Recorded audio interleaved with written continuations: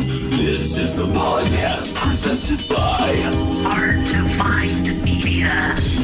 Subscribe to Hard to Find Media on youtube.com/Hard to Find Media Network. This shit is free. Share it. Blast it.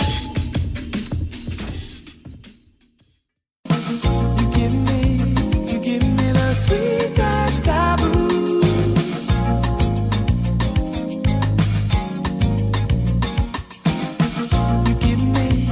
Hello and welcome to The Hardy Boys, a podcast about Taboo, a BBC and FX co-produced limited prestige television series.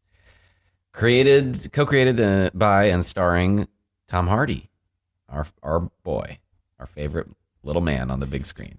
And in this case, a small screen. My name is Jason. I'm sick as hell. My Hale and Hardy partner. It's me, Mac. I feel fine. I hope that I feel fine after you exit this apartment, and I hope you feel better soon. Thanks, man. Just take a Zycam. I might take a precautionary Zycam. Not a bad plan. Since you've come and hold an outbreak on my apartment. Call Edward Norton. Wait, is he in the Outbreak? Is Outbreak the one with Kevin Spacey? And I'm thinking it's that one. What are we confusing it with, though? Renee Primal Fear? We're already off on a terrible tangent that we can remedy in next week's episode. Yeah, I guess next week we're talking about monkeys carrying diseases. Yeah. Rene Russo's in one of those, right? Rene Russo. God damn it. Yeah. All right. Got to get back on task here. So speaking of things that need clearing up, I did some research in the intervening days. Bless you. Regarding, I believe, last episode we were wondering if weekends were a thing. I was really curious about that. Okay. I was pondering when was the advent of the weekend? Yeah, definitely not for a while. Apparently, So everyone just works 7 days a week, if you had a profession? and then at some point it was 6 days, and then it was not until 1940 that 5-day work week, 40 hours a Wow. week became standard. Yeah, Was this a decree or a thing that went into law? Is that I what think you it was mean? a law thing because Fascinating. unions weren't in existence yet when the show takes place, Uh-huh. and I believe we're also pre-industrial revolution, right? Yeah. So, yeah, there's less of a concern over that as of yet. Okay, sure. We also had some speculation about the East India Company's role in India. Mm-hmm. And this is what I pulled from our old friend Wikipedia. By the early 18th century, with the lines between commercial and political dominance being increasingly blurred, a number of European trading companies, including the English East India Company, had established coastal outposts. The East India Company's control of the seas, greater resources, and more advanced military training and technology led it to increasingly flex its military muscle and caused it to become attractive to a portion of the Indian elite. India was then no longer exporting manufactured goods as long as it had, but was instead supplying the British Empire with raw materials, and many historians consider this to be the onset of India's colonial period. By this time, with its economic power severely curtailed by the British Parliament and itself effectively made an arm of British administration, the company began to more consciously enter non-economic arenas such as education, social reform, and culture. Okay. So, yeah, basically they're running the show in India, Yeah. and the crown wants in on that, and that's sort of the only leverage they have. Okay. And finally, we can bid adieu to our friend Larry by finally settling our remaining questions about his awesome career. Mm-hmm. Yeah, What's Love Got to Do with It was a theatrical release. I was right. Yeah, of course you were. Yeah. I don't know why I doubted. Well, you saw it on TV and thought it was a TV movie. So stupid. Solid logic if ever I've heard it, Jason. Oh, brother. But tonight we are gathered here to discuss the 4th episode of Taboo, Mm-hmm. the midway point. Yeah. Also, the last episode to be directed by Christopher Nyholm from The Killing. OG killing. The OG Killing. And I believe this is the first co-written episode. Co-written by a woman named Emily Ballou. Not sure if I'm pronouncing that correctly, but I'm going to Jungle Book it. Yeah. And call her Ballou. All right. So, interestingly, we open with a glimpse of what is seen in the credit sequence, which is Delaney floating In the water. In the water. Yeah. He appears to be in his East India Company soldier garb. Yeah. But it's just the briefest of flashes because really he's just doing his old Delaney thing, wearing a long shirt and kind of stewing. Yeah. Much as I've been doing today. I mean, it's his sweatpants equivalent. Yeah. Yeah. And from where do we go from here? Lorna? I also want to clarify that I think I got her name wrong before. It's Lorna Bow. That's her maiden name. And I think I called her Lorna Dunn on accident. Oh, okay.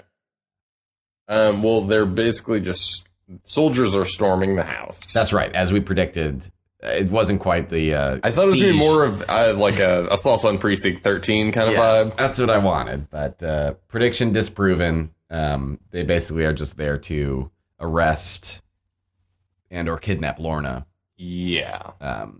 The officers of the crown. Mm-hmm. And Hardy's essentially just trying to tell her, like, hold out, like, don't let them break you because, like... Right. They're going to try and get you to sign over the land. Yeah. Don't do it. Stay strong, Lorna. Yeah.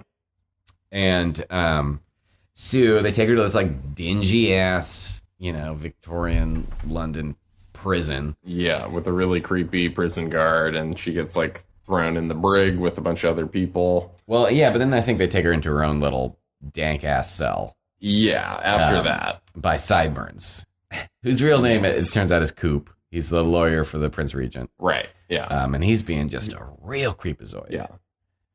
Yeah, he's being real gross. He's just trying to break her and presenting her with a number of contracts and also, like, a sense of how much she's going to make. Right, and as he's, like, threatening her, he's undoing her corset. Yeah. And basically, eventually, he, like, strips her down to the point where she's topless and freezing. Yeah. And presents her with all these documents to sign. And he's like, you better sign them. And she's like, fuck you, man. I was told to wait for a better offer. Yeah. And then he has, like, a really weird aside about, like, I talked to my wife about my work. And, Yes. and, like, I told her about James Delaney. And he basically says he's, like, subhuman, right? No, he's like, she said she thinks he's in league with Satan.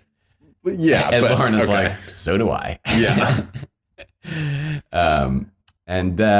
He's like, well, if you're not going to sign it, then I guess I'm just going to rape you now. Yeah.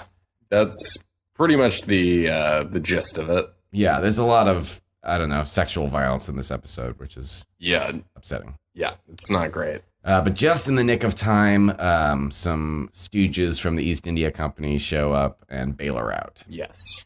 So she's set free. She goes home to Delaney Manor and has a little tete-a-tete with Delaney himself. Yes. But the butler Brace picks her up. Yes. And is sort of like, all right, yeah, I was like sent here to like grab you. So obviously Delaney had a part in like getting her out He of that tipped particular off the jam. East India Company, Yes. surely. And Sir Stuart Strange is not happy about it. No. He's cursing up a damn storm. Yeah, he's very displeased. And it's like they got like an anonymous letter. Yes. Like they got a tip and Strange just instantly is like, it's fucking Delaney. Yeah. Of course it is, dude. Yeah, unsurprisingly. And he's talking about how, he's pitting all these sides against each other, and his line is so good. He's like, he's turning London into his own personal bear pit. Yeah. Which is just great. Yeah.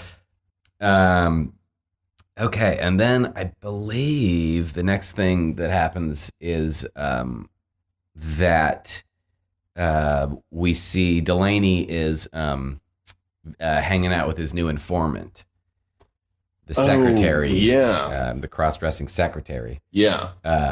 Whose name it turns out is Godfrey. Godfrey's giving them some intel on what's up with the comp. And I can't remember the particulars of their conversation, but I believe it's basically like them talking about what they said when someone's hand was up. Right. And this is important plot point, actually. He's talking about how they reason that the only thing he'll be able to trade from his outpost, Nuka Sound, is gunpowder. Right. And the East India Company controls all the gunpowder. Because it's wartime, right? So yes. That's why they have like a monopoly on it. Exactly. And they would never sell it to him. Obviously. Yeah. So now our man's got to figure out a way to make some gunpowder. Yeah. We also, the end of this scene is interesting because it's like Delaney sort of like laying back on a bed and like this falling asleep, kind of like nodding off while he's like holding this dude's hand, and they have like a somewhat emotional conversation that Delaney then like breaks off and was like stops holding his hand. Yeah. But again, just like fascinating wrinkle in this show's like, I don't know, identity politics at a time where like you would not be talking about that. So like Delaney just knows everyone on the realist level. Oh, totally. And it does have some of Hardy's finest nonverbal acting. Yeah, but totally. Barely even grunts because he's so sleepy. Yeah. Exactly. And I think it's safe to assume that he's hanging out with this dude because he doesn't want to be at home. Yeah. And meanwhile, Brace has like changed the locks and taken down the boards on the windows. Yeah, you got a carpenter to put up a new door. Yes, Since which everything he has to kick down because his key doesn't work anymore. Yeah, and the place is trashed because the soldiers like rampage through it. Yes. So it's just like a general disaster. And I think this is when he's talking to Lorna. He's like, hey, I need this box of stuff from my dad that I think you have possession of. Which he brings up multiple times. Yeah. So like she clearly is holding on to something important. Or she's been lying about the marriage this whole time. Right. There's going to be a telling point at some point. She's like, in let's the next change few the subject. episodes. Yeah, it seems suspicious how much it was brought up and how much she's reticent to try and comply with that demand. Yeah. And next we get to meet a new character. Yeah, fun new character. He's a chemist. Yep. His name is Clomendley.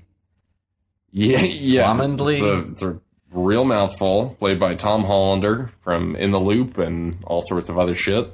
Yeah, he's a great addition to this cast. He's a real hoot and also feels like very like of a piece with the other sort of like weird character types. It's now I'm wanting to introduce one more thing into our like dumb stew metaphor. Sure. Ocean's 11, where he's assembling his crew Yes. of like experts, or he's got like his chemist and he's got like his American spy. And he's got like madam. Like, you know what I mean? Like everyone has their skill set. Right. He's got and Atticus, who's like just his criminal scumbag. Right. Who's got like a crew of just bruisers. Yeah, exactly. Yeah, that's a good point. Are we leaving anyone out? Well, now maybe Lorna. Yeah. Because like this episode leans into that. But so this new chemist character is he's excellent with chemistry, but he's something of an entertainer, and he puts on both shows in society and then also distributes drugs, which we learn in a later scene. Yes. Which I think is ether. I'm not sure. It seems, I think we should just settle on ether, because I don't know that we got an answer, or we might have missed like one line of dialogue. But he's introduced giving sort of a demonstration to a bunch of like high society people, and like blows up a beaker, and then we instantly cut to him just like pounding one of these high society ladies over a desk. And then, to the surprise of at least not me, and I'm almost certain not you, not me, Tom Hardy walks in behind them silently. Just Batman's his way in while they're mid coitus, and he's like, "Don't mind me, you can finish." Yeah. But after the sort of incredibly awkward, like, "Oh, am I interrupting?" Yeah. They have a really weird conversation where the chemist says that unejaculated semen turns to poison. Yeah. And he's like, like when you're in the moment of passion. The moment of passion, yes, yeah. Yeah. It's a very flowery way to say, like, I don't like blue balls, but right. Yeah. And Delaney's just like, so finish then, man. Yeah, it's like, so ejaculate. I think is an actual line. Yeah. He presents him with some gold, which the guy tests and determines to be real. Mm-hmm. And he's like, you're going to work for me. Yeah. And we'll find out what that means. But yeah, he's joining what, I can't remember if this scene has happened or is about to happen, where he's talking to Lorna about like the type of unsavory people that he surrounds himself with and how they all get whatever's coming to them. I think that's later in the... Is that in the party scene? Or is that in the early scene? It's at Delaney Manor. It's the one post, like, her coming back where she's explaining. Right. Yeah, right. where it's like, which is what happens took apart. next. Yeah. And, she refers to his sort of coterie of scumbags as the League of the Damned. Which is so badass. It's so great. That means Tom Hardy's been part of at least 2 leagues. Yeah. The League of Shadows and the League of the Damned. And Lauren is like, I want in on this League of the Damned. Yeah, like, this shit's awesome. Yeah. And he's like, okay, just, you're one of the damned now. Yeah. You got to know what's coming to you. And I believe this is the same scene where they get their invites, right? Yeah, because he gets his post, I think. Yeah, and he's like, Brace, if you're going to fucking open my mail and attempt to reseal it, like, don't bother, dude. Yeah, like, I can tell. You jackass.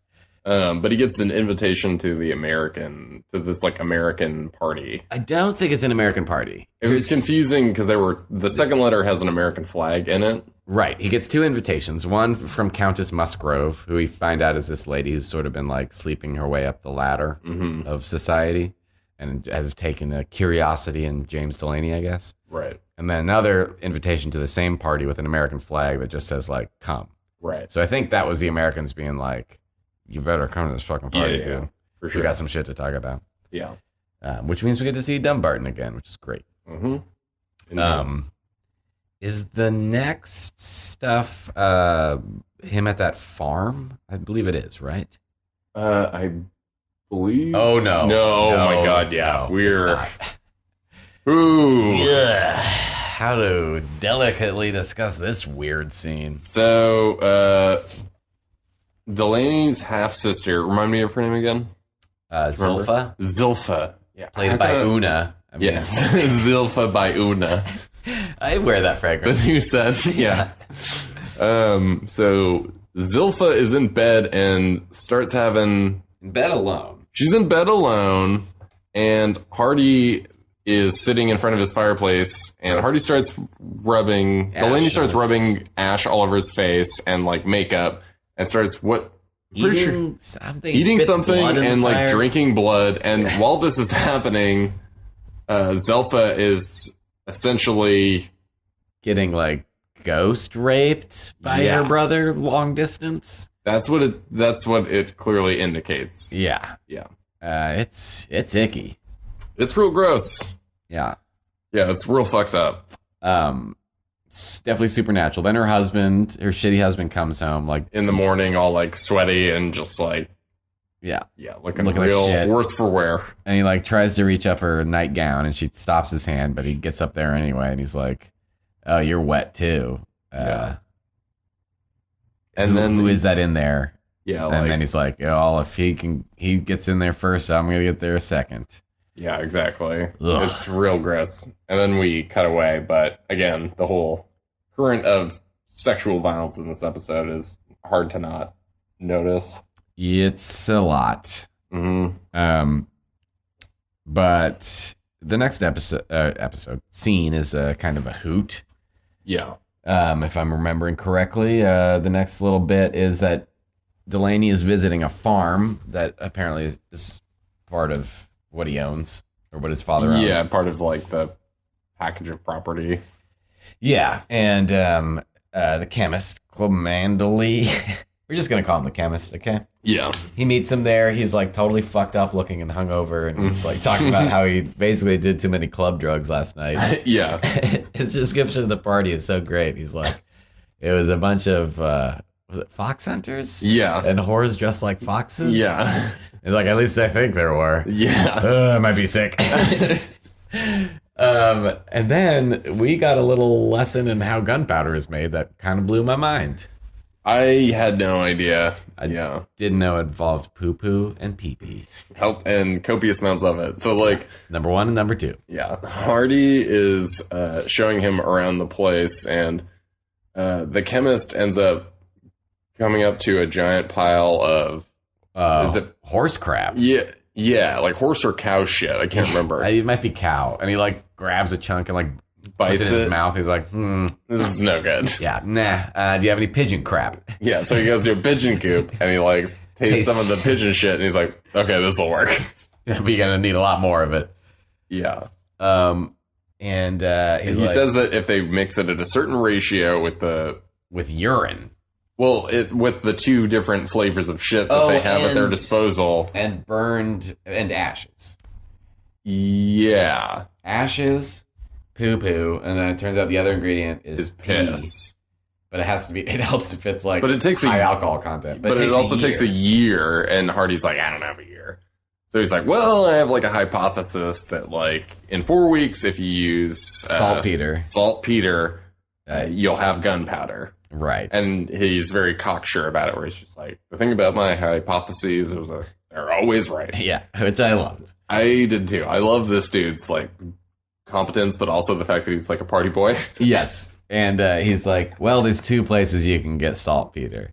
Either like the caves of Burma, where it's like the bad bats. shit, are like something about the chemistry of those caves Right. catalyzes it into saltpeter. Yeah, I want to say that's in a Planet Earth episode. probably. It seems like it'd be a thing. Again, probably something that we need to double check, because if nothing else, this podcast has proven that we know a lot about like Tom Hardy movies, but not a lot about history or science. That's very true. Yeah. And the other place you can get it is in the warehouses of the East India Company on the docks. So one can guess where the Where they're gonna go. Yeah. Yeah, I've got a pretty good feeling. I know where he's gonna go. Yeah. Okay. And then does he go visit Helga, who I've been calling Helena incorrectly, I believe also? No. That's not what happens next. Yeah. Something really fucked up happens Something next. real out of the blue occurs. Hardy grabs his horse because the horse is startled. He's Yes. like, what the fuck is going on? Goes to investigate, gets attacked by this like yoked ass bald dude Bald giant. who seems to be the only person so far who's like actually gotten the drop on Delaney in a meaningful way. And is also like a physically overpowering foe. Yes, and he like clubs him over the head with some nasty looking shit and knocks Hardy out. They have like a solid tete-a-tete for a minute. Yeah, they get into a fight, but yeah. a little bit of a Homie wins the slugfest. fight Yes, and knocks Hardy out and starts dragging him. Hardy's like head is all fucked up and There's like all over blood his face. coming down. Yeah, his forehead. He's dragging Hardy along, but then Hardy suddenly Hardy's comes playing to. possum. You think so? I read it as playing possum. Okay. Delaney stabs him out of nowhere in the leg, I think. Frees Yeah. himself. He stabs him in the leg and drags the blade down. Oh, that's right, twice. Yeah, so it's like he completely like eviscerates the. It's like your legs don't work anymore. Sorry, bro. He paralyzes this guy. Yeah. And then stands up and is like, "Who sent you?" And the guy's not saying anything. He's just sort of crawling along in misery. Yeah. Hardy grabs like two meat hooks off a nearby fence post, and we're Yep. both just like, "Oh, It's like fuck. no. This is not gonna be good." Yeah, Which he basically uses to like stab into the guy's back, and like drag him. drag him towards this fence, and then Yeah. stab him again to like pull him upright. Mm-hmm. And then he's got him up against this fence, and I think we only see it from like that guy's point of view. Yeah, But Hardy's got his knife out, and he's just like we going just to hear town on his stabby torso. noises. Yeah, we don't know what he's doing. I thought for sure he was about to eat this dude. I was assuming so too, but from what we saw, that does not occur. He did not eat the man, Yeah, to our knowledge. yeah. So I don't know if that's like him winning over his demons, or just it was more expedient, or I don't know what, or he's trying to send a message. Yeah. Hard to say. But as we glimpse later, he's basically just disemboweled this dude. Yeah. We It's get like a real quick shot of it like later in the episode to see like what it was actually that he had done to this poor man. And yeah, he had it's like very gnar. his guts are hanging out like fucking octopus tentacles or something. Yeah. It's some real bodies exhibit shit. And so I guess this is actually where he gets those letters, is when he comes home from having just murdered a man. Right. Yeah. That comes a little He bit gets his later. Evites. Yeah. But we already covered that. So let's, I guess, talk about his visit to the whorehouse. Yeah. Goes to see Helga. Mm-hmm. He's, what is he talking about? I don't know. There's a bunch of oyster shucking happening for some reason. She says that oysters cover the scent of sex. Oh, God. Which is just like, oh, what does this place smell like? Yeah. As we've Good just Christ, yeah. Yeah, Victorian London must have been the stinkiest fucking place. It makes me a little upchucky, but yeah. So he ends up looking at this prostitute who's relieving herself in a bowl. in a a very bowl in young the girl corner. peeing in a bowl, and he's like, I have use of this. Yeah. And we were like, the pee or the girl? Yeah, exactly. We're both just like, what? And I think the answer ends up being both. For sure, the answer is both. Yeah. And then we're back with our main man, Atticus. Yes, Atticus alert. They're kicking it at a watering hole. Yeah, they're like going over some sort of plan, and while Atticus is talking, Hardy's just like running his hand through a flame on for reasons a unknown. candle just because it's badass. And Atticus is like, what are you up to? He's like, oh, a little bit of this, a little bit of that, perhaps some grand robbery. And Atticus is like, yes. But you're forgetting one great thing, which is that Atticus is running, he's like forcing Delaney's character to sign this contract really fast because Delaney's paying him to like transit barrels of prostitutes' urine. That's right. And so he's just like, I just want you to sign this contract before like whatever is going on like in your bloodstream wears off because this is ridiculous. Yeah. So he just thinks Delaney's like completely off his rocker. And he loves it. He does, and he's really psyched when he's like, oh yeah, we have to commit a robbery. Yeah. It's like, now you're talking like proper sense. Yeah, exactly. Like, yes, the old Delaney's back. Mm-hmm. Yeah, I love those guys together. Yeah, they have a fun vibe. Oh, for sure. So Delaney gets all gussied up. Mm-hmm. It doesn't look all that different from how he's normally No, dressed. he looks like Dracula still. Yeah, but it is a slightly classier. It's like fancier Dracula. Yeah. Yeah. Lorna does the same, and they're gonna go have a nice night on the town. Yeah, they're gonna go to this ball. Yeah, the house of Countess Musgrove. Mm-hmm. They on their way to the carriage, that prostitute we just glimpsed walks past the lane. He's like, I don't know what'd she say? Like She makes kind of like a faint thing about just like, do you have a shilling or a tuppence or whatever, something like that. And he's like, here's a small revolver. Yeah, he just like casually hands her like a little derringer. Yeah. And then they get in their carriage and are on their merry way. Yes, and so they arrive at the party, and she has a great line where she's like, Lorna rather says, "Judging by the horror on the faces of some of the women, you are known." And Delaney's just like, "Judging by the shame on the faces of the men, so are you." Yeah. They've got a nice little rapport. We definitely do. It's very like old school, like them throwing lines back and forth. Like a almost like a 39 steps. screwball Yeah. comedy or something like that. Yeah. And yeah, you were pointing out that like there's a lot of great humor in this whole sequence, owing to Hardy's just sort of lack of It's just, what's the word, like calcitrant demeanor or whatever. yeah, he's just so like blunt and just not into having a good time about anything. Yeah, and having no social grace whatsoever. Yeah.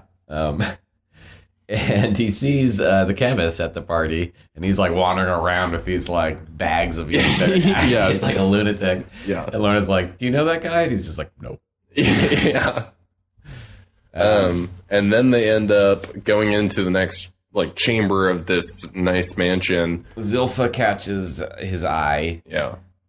and she freaks out because she has a flashback to ghost rape, Yeah. and she runs outside. Hardy's starting to lose it a bit in this scene too, as has happened to him a few times in the show. where Doesn't he's do sort well of- with crowds, it seems like. Yeah, or just, I don't know.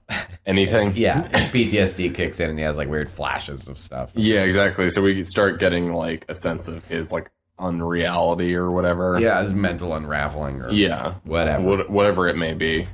And he goes outside to confront Zilpha, and she's like, "Well, what are you doing here?" He's like, "I was invited."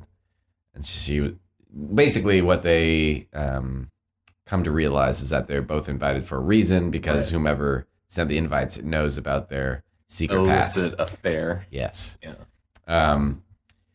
And he's real creepy to where he's like, did you feel it when I entered or something? Yeah. And she's like, yeah. But she said she went to go see an exorcist. Yeah. Who said that she said he does the work of Satan, and that when, I guess, people gifted in that way come to you, they come as animals. Right. And she's like, this guy couldn't look me in the eye after that. So she's all ashamed, and I think that bit of dialogue sort of plays into this whole current of like these upper crusty types viewing Delaney as sort of subhuman in a way. Yeah, which again, like bears fruit at the end of this episode. Most certainly. But none of them know that he's. Well, do they know that he's half Native American? That we don't know, but they already know a lot. They know a lot. So I would be surprised if more are like, this guy was in Africa for a while. He might as well be an African. So she rebuffs him, and then our pal Don Barton pops out. Is he our pal? I can't tell. No, I don't think he I don't is. think he is. Is he a member of the League of the Damned? I don't know. I think it's like on the fence, but probably not. He fixed him up last week. He did save his life, but he also is like, oh, we saw how your first offer went. Yeah, like our first offer to you was like, we sent a guy to kill you. And they were like, well, that's not going to work. So here we are. And that's where we get the really disturbing shot of like this disemboweled, giant assassin. But it turns out their second offer is like, yeah, we still want to make a deal for the land. Mm-hmm. We can get you to America anonymously with your half sister. Yeah, so the offer is love. Like you can be with your sister in like a new place where you have new names and like just live the life that you want. Yeah, and he's also like, we can make her husband die. Yeah, totally. So he gets drunk and falls off a bridge. I was like, damn, America's like shady spy shit goes all the way back. Yeah, to the beginning. I was about to say, like, the fact that like Dunbarton already has like CIA spook vibes, like at this point in time, like, I feel like it's very purposeful, but it's fascinating. It's great. I like it a lot. I love Michael Kelly's performance in general. It's cool, like the casualness of it. Yeah, I dig him in this part. But yeah, he's certainly a suspicious individual, shall we say. That is for sure true. After that conversation, we come to realize that... I gotta stop saying we come to realize. We'll add that to the list of phrases. Things you don't want to say? Yeah. What were my ones from last week? I was like, God, we keep saying... I know I'm very guilty of saying like Dutch East Indies Company, which is when it's just the East Indies Company. You've been okay about that. It is really? East India Company. Fuck me. All right. Well, see, I'm glad I brought it up. I'm just kidding. Yeah, I don't know. Sorry, listeners, for all of our repeated turns of phrases. But basically, Hardy said, or Delaney rather, said yes to this invite for another reason. Because he wants a fucking alibi because he's having a robbery go down. And it's a pretty well-run operation. Yeah, for sure. So the prostitute that we saw get the Derringer earlier goes up to the gate and basically is like, I just came up from the tropics and I have like the requisite desires that come with that. Yeah, she's like, I'm horny. Thank you. Yeah.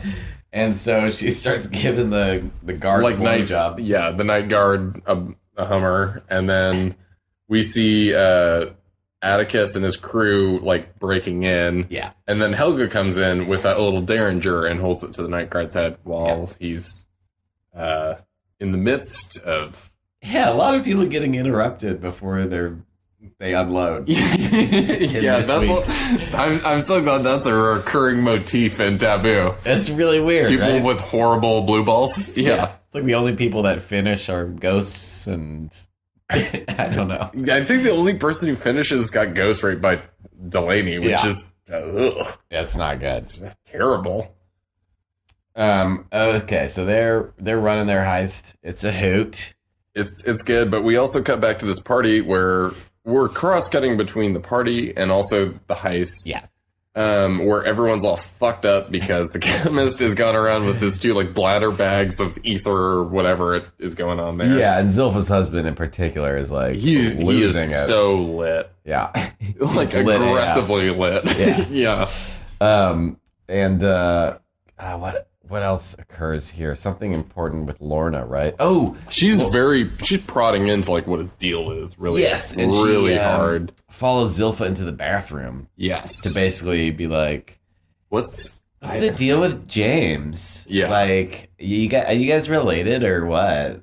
She's like, I've not known him for. They have a good exchange about this because she's like, to know Delaney is to not know him, and like I've not known him for A little like bit. a little bit. It seems like, him? but it's like it seems like you've not known him for a long time, Yeah. and then she says we were kids or like we were children. Yeah, and then Zilpha's trying to get out of the situation. Basically, she's like, "Listen, can I hit that?" Yeah. She's asking permission to hit it, and Zilpha's like, "Yeah, I don't give a fuck. We're related." Yeah, but We have the she same also father. has a precaution where it's like, I don't think any woman, like any sensible woman or woman of virtue would ever, like, I thought it was the opposite, where she's like, "Well, of course, a woman of sophistication would have the hots for him."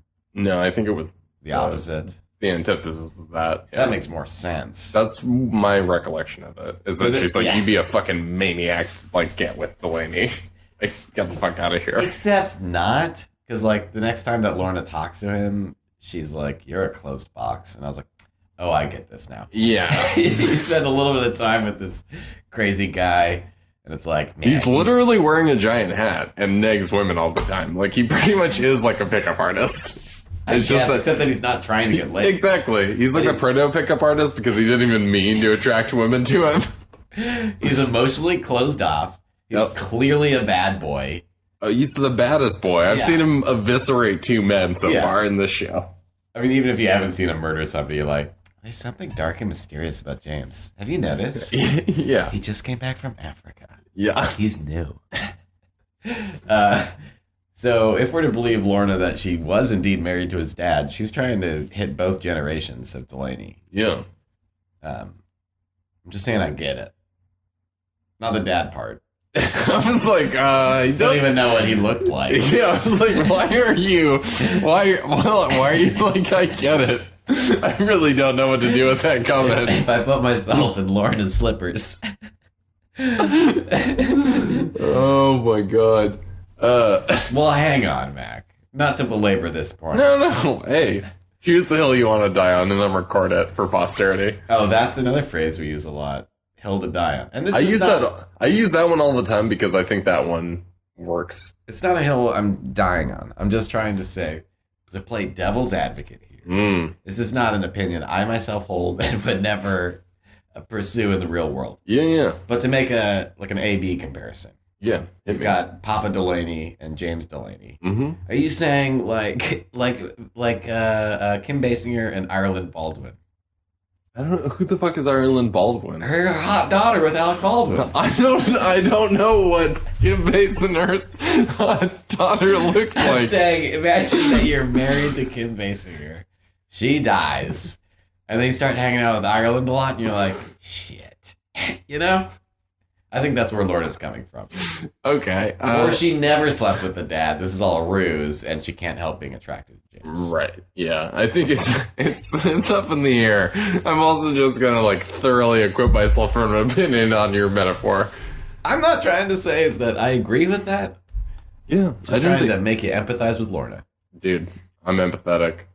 Okay. Also, though, Hardy dips out to like smoke a bowl of tobacco. And she's like, "Oh, I thought you were trying to draw my attention." Lorna says this. Yeah. He's like, "Just wanted to finish my pipe." Yeah. But she's like, "Yeah, I thought you were waiting for me because you didn't want to leave without me." Right. He's like, "No, I'm just having a bowl. Yeah. Don't get any ideas, Lorna." But the Countess Musgrove grabs him. They throw some salt shade on earlier. Did we mention that? Oh yeah, we did. Yeah. Okay. Oh yeah, she like appears while they're talking outside, and Hardy just turns around and goes, "I don't dance." Yeah. And she's like, okay. She pulls him into like another room where like this goofy looking magician guy's doing a show. Mm-hmm. And she says to Delaney, like, you just got to do whatever I say. Yeah, but it's like a thing where she's like, if you don't dance, then like we must disappear. If you don't I think dance. is like pretty much to paraphrase what she says. So that's how we roll into this magician's act, where it's a classic like two-sided like thing where they go into revolving like door inside of a cabinet. right, so that they get revolved into it, so they can have a private conversation, and we learn that this person is Well, hang on. okay. Let's not get that far ahead because I want to mention that the magician's like, for my trick, I need a beautiful woman, and he grabs the countess, and I need a chimpanzee. Oh, But since I don't have any I forgot about that chimpanzees, implicit racism. yeah, I'll settle for a gorilla, and points at Delaney. Right. So Musgrove and Delaney go into this thing. They revolve around so the magician can be like, well, they're not there anymore. Where are they? Yeah. Meanwhile, they're having a conversation. He's like, hey, I know, I did some research on you. You are American. You were born in Louisiana. Your real name is this. Yeah. But your name also is Cosgrove? Carlsbad. Carlsbad. Why did I say Cosgrove? I don't know. Well, because she's the Musgrove. Oh, yeah. No, well, Musgrove, I fucked up. Costco. Countess Musgrove, Cosgrove. No, but she's the elusive Carlsbad. The one who I was hoping would be Vanessa Redgrave, essentially, from Mission Impossible. So, yeah, she's not a woman of a certain age, but she is a alluring lady. Yeah. Do they exchange any important information in this section? It's like a thing where she realizes, like, after we sent that assassin for you. Like, that was the wrong. After we way did to that, go. we were like, no, let's just like try and reason with this guy because like he's like a maniac and we can appreciate that. We're American. Yeah, exactly. I like that seems to be the American's perspective is like, well, you killed the shit out of that guy, so I can respect that. Yeah, props. Yeah. Thanks for not eating that one. Yeah, totally. But then it's like the party scene has gone. Well, hang on. Okay. You are just racing through this. I'm trying to keep it. I want to fleet. stop and smell the roses I can't smell because I'm congested. There are no roses in this show, but No, go but ahead. let's talk more about the heist because that. Oh yeah, because they burst through a wall. Yeah, using the chemical reaction that was demonstrated by the chemist when we first see him in the show. When we're first introduced to him. Yeah, Chekhov's reaction. Paid off, basically. And they make off with like a bunch of fucking bags of saltpeter. Yeah. So now they've got everything they need. They got the poo-poo, the pee-pee, and the saltpeter. And presumably somebody's burning wood to make ash. Yeah. Yeah. Exactly. Okay, but yeah, you're right. The party scene escalates because We oscillate into Delaney's like delirium mode when he's like in the middle of the crowd, but I think that's also reflective of the fact that like people are so fucked up on ether or whatever. yeah, like I was saying, that compound is. reminded me a little bit of Terry Gilliam's Fear and Loathing adaptation, like the lizard scene. And there are people in like weird pig masks. Yeah, It's just very disconcerting. it's up. The pig Generally mask was speaking. upsetting. Yeah. Super upsetting. Yeah. Yeah, is that a British thing? Dude, I don't know. It creeped me the fuck out. I know that much. Because I know David Cameron fucked that pig. And isn't there like a pig-head person in The Invisibles? That's Yeah, maybe that is. Let's put that into our like. creepy pig heads. British tradition? Question mark. I would like want to know if that's like something we don't know about. It may well be. We know that there was a party with whores dressed as foxes Yeah, that's true. while they watched Foxcatcher. Wait, no, that's not what it was. Okay, but yeah, so Zilpha's horrible racist husband is super fucked up on ether and tries to start a fight with Hardy, who's basically just like strong arms him like a security guard would, like a too drunk person, and throws him out the club. Yeah, Grabs him by the neck, is just like, we're and the going whole out of here. party naturally follows outside. Right, because it looks like he's Like, about he's about to fuck him fight up. this guy. Yeah. I thought, because Hardy says, like, it seems like you could use a little air, and he has this, like, giant ceremonial, like, scabbard. What I wanted to happen was him to be like, let's give you some ventilation. And then, like, stab him through You the want to be like an chest. Arnold Schwarzenegger thing? Yeah. Yeah, let off some steam. Yeah, totally. So basically, the husband is just being a real chode. He's like, he fucked her. It's like in front of everyone, so he's humiliating his wife. Yeah. And she's like, James, don't. And he's like, you called him James? You're not supposed to call him anything but N-word. Yeah. And Delaney's not going to try and fight him, but the dude is like, I'm going to fucking duel you, bro. Yeah. He duel to the death. Classic duel to the death, pistols at dawn. Yeah. And that's our big cliffhanger. Yeah, Delaney does not accept or decline, though. So it ends on that's true, a minor right? Cliffhanger. Don't you have to accept a duel if you're challenged to one? That's how it works, You right? do not look like a big man if you say, nah, I'm good. Oh, I don't see. I you know thought what it I mean? was like what do they call that thing? The ice, not the ice bucket challenge. That That was real where ice. my head went. But like, is it just called getting iced? Are you familiar with this? I don't know what you're talking about. Sorry. I can't believe I'm trying to draw a modern analogy to a duel. Getting iced is like if somebody has like a Smirnoff Ice bottle, and they're holding it below their waist or something, and you see it, you have to drink it. What? Have you not heard of No. getting iced? I'm so glad that I don't hang out with anyone who drinks Smirnoff Ice. I don't think they do. I think it's just a prank tool now. I've Unless not you're heard into of the this. Club, but I don't care for it. I've never been iced, thankfully. Me neither. But I know people who have. It doesn't sound fun. No, I wouldn't care for But I'm it. saying like a duel is like getting iced. Like, oh shit, I gotta do this now. Yeah, but also Delaney seems like the kind of guy who would know his way around a duel. Oh yeah, and I bet he wouldn't care about getting iced either. Yeah, I think you're probably right about that. Well, let's make some predictions. I think the obvious one is who wins the duel. Yeah, I'm pretty sure Delaney is going to survive, assuming that the duel even goes down, or if he decides to not kill the husband, perhaps. Right. Does he have any reason to want that guy alive? But hard to know, but my first blush response would be no, because he wants his sister back, and also he's a maniac and is like sleep raping her. So Yeah. but I also don't see that character necessarily getting removed out of the equation this quickly. It seems like a weird way for him to go. It seems a little abrupt. Like, why bother having the character in general? But then again, we're halfway there. That's true, but I also just wonder what the point of the character was, other than making me be like, fuck this guy. Well, I think he's like an additional antagonist. He's such a limp antagonist. He hasn't provided anything like a real thorn in Delaney's paw up to this point. Well, he did pay for a guy to try and kill him, and he's like the biggest obstacle to him reuniting with his half-sister.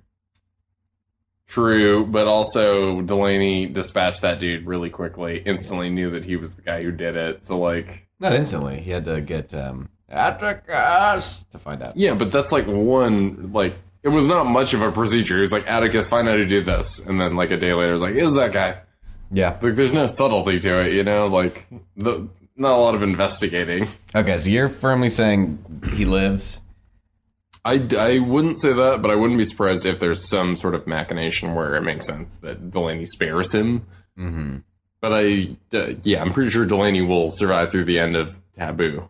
Or, like, get to at least the last episode of Taboo. Well, they said they're going to make a second season, hopefully, right? That's what I had read, but who knows? Even though it's, like, not the financial smash success that they were hoping it would. It's so weird. I don't know why anyone would think something this weird would be, like, a smash hit. I mean, yeah, but we spend so much time talking about the young pope, and that's clearly... We talked about this last week, didn't we? That's a weird show, but it's a huge hit.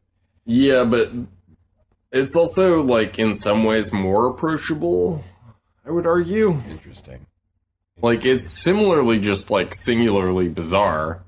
Mm-hmm. But, like, there's something about the young pope that's a little more, like, ironical and funny. Sure. Okay. I don't know. Any other predictions before we wrap things up? I don't think so.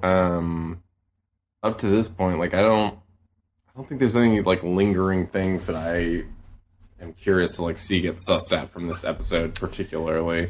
Yeah, I mean, the relationship with the Americans will be interesting to see how that develops. But that's, like, an overarching for sure. plot machination as opposed to, like, something that was specifically introduced this week that I'm like, I don't want to see how that goes. Well, I can't wait to see more of The Chemist. I'll say that much. Yeah. No, he's a lot of fun. And like we were talking about earlier, yeah, just the whole Ocean's 11 vibe. Yeah. Is really tickling me. Yeah. At this point. Oh, yeah. Awesome. Well, that should do us for this week. And we'll be back next Tuesday or hopefully Tuesday. Yeah. With some more thoughts on Taboo. Yeah. Until then, adieu. You give me the sweetest taboo.